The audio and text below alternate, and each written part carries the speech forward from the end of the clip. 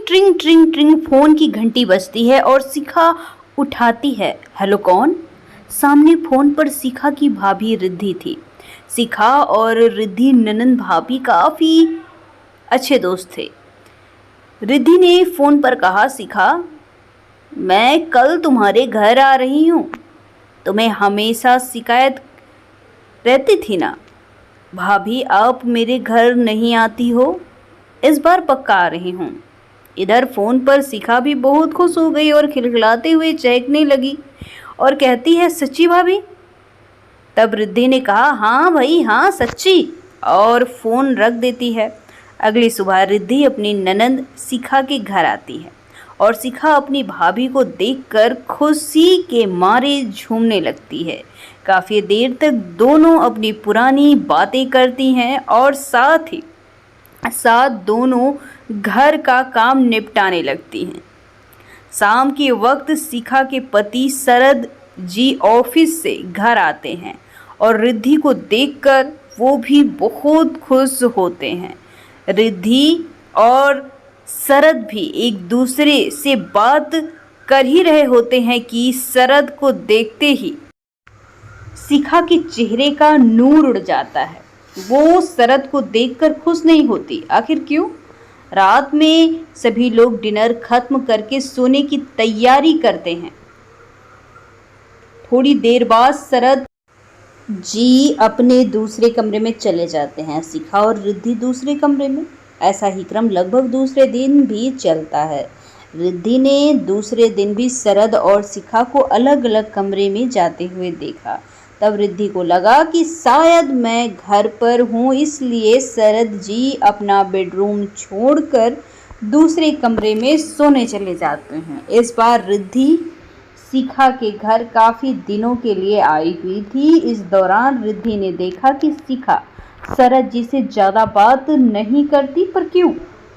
क्या दोनों के बीच में कोई बात है या दोनों के बीच में कोई मनमुटाव है? रिद्धि ने शिखा और शरद के रिश्ते के बीच के तनाव को भांप लिया था और एक दिन रिद्धि ने शिखा से पूछ लिया, शिखा तुम्हारे और शरद के बीच में सब कुछ ठीक तो चल रहा है ना? तुम बुरा मत मानना, पर मैंने जो महसूस किया है क्या वह सच है? तुम दोनों के बीच में कोई बात हुई है क्या? तब शिखा ने शरद के प्रति नाराजगी जताते हुए बताया और कहा, भाभी आप शरद की बात मत ही करो तो ठीक रहेगा। हाँ सच है, ये बात हम दोनों के बीच दूरियां काफ़ी बढ़ चुकी हैं। तब रिद्धि ने कहा, क्यों?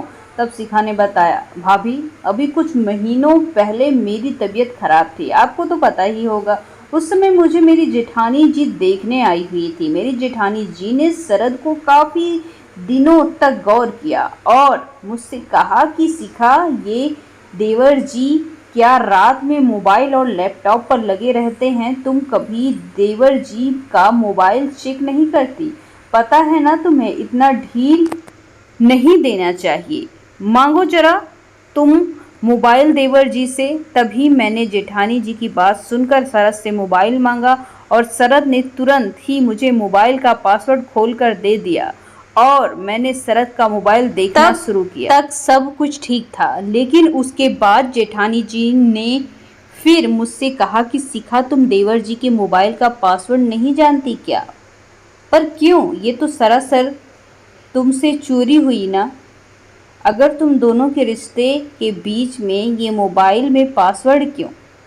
तब मैंने जेठानी जी से ने कहा, दीदी इसकी कभी ज़रूरत नहीं हुई, लेकिन जब भी मैं शरद से मोबाइल मांगती हूँ तो वो मुझे तुरंत पासवर्ड खोल कर दे देते हैं। वो मुझसे कभी कुछ नहीं छुपाते। तब जेठानी जी मेरी बातों को सुनकर जेठानी जी ने कहा, तुम उसकी पत्नी हो, तुम्हें भी शरद के मोबाइल का पासवर्ड पता होना चाहिए। बात तो दीदी की भी सच थी ना भाभी। जेठानी जी के जाने के बाद शरद के मोबाइल का पासवर्ड जानकर शरद के ऑफिस से आते ही उनका मोबाइल रोज चेक करने लगी और एक दिन शरद को काफ़ी गुस्सा आ गया और गुस्से में उन्होंने मुझसे कहा, शिखा तुम मुझ पर शक करने लगी हो, तभी रोज मेरे ऑफिस से आते ही मेरा मोबाइल चेक करती हो। मैं कभी तुम्हारा फ़ोन नहीं चेक करता, मैं कभी तुम पर शक नहीं करता। तभी हम दोनों के बीच बहुत बातें बढ़ गई। तब से ना मैं शरद से बात करती हूँ और न शरद मुझसे, और तभी से दिन प्रतिदिन शरद मोबाइल में मशगूल रहते हैं। शायद मुझे दिखाकर और परेशान करने लगे हैं। इतना सब सुनने के बाद रिद्धि ने शिखा को समझाया, शिखा, यूं ही कभी भी किसी के कहने पर शक की भ्रांति मत पाला करो। और तुम्हारी जेठानी तो स्वभाव से ही शकीली हैं। उन्होंने तुम्हारे अंदर शक का बीज बो दिया है और बढ़ते हुए वक्त के साथ तुम्हारी बढ़ती हुई शंकाओं के साथ ही वो शक का बीज भी अंकुरित हो रहा है और तुम्हारे अंदर इस कदर बढ़ गया है कि तुमने शायद अपने आप ही अपनी खुशियों में आग लगा ली है और शरद ने तुम्हें टाइम देना बंद कर दिया है। सोचो, अगर शिखा शरद तुम्हारे साथ ऐसा ही करते तो तुम क्या करती। रिद्धि की बातें खत्म होने के बाद शिखा ने रिद्धि की एक एक बात पर गौर किया और गौर करते हुए अपने पहले के पलों पर खो जाती है और उसे वो सारे पल याद आने लगते हैं जब शरद शिखा को टाइम देते थे।